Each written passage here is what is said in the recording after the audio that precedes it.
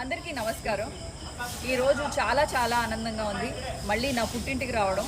అదే పుట్టిల్లంటే ఏంటనుకుంటున్నారు? విజయవాడ. నేను ఇక్కడే పుట్టి పెరిగాను.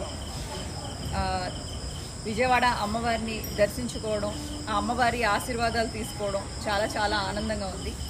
ఈరోజు ఎందుకు వచ్చాను అనేది మీకు తెలుసు, ఏం ప్రార్థించుకోవడానికి వచ్చాను అనేది కూడా తెలుసు.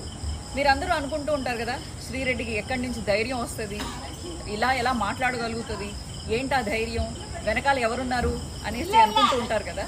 చూశారు కదా నా వెనకాల ఎవరున్నారు? విజయవాడ కనకదుర్గ అమ్మవారు ఉన్నారు. ఆ అమ్మవారి ఆశీర్వాదం, ఆ కాళికాదేవి ధైర్యం నన్ను ఇలా మాట్లాడిస్తూ ఉంటారు.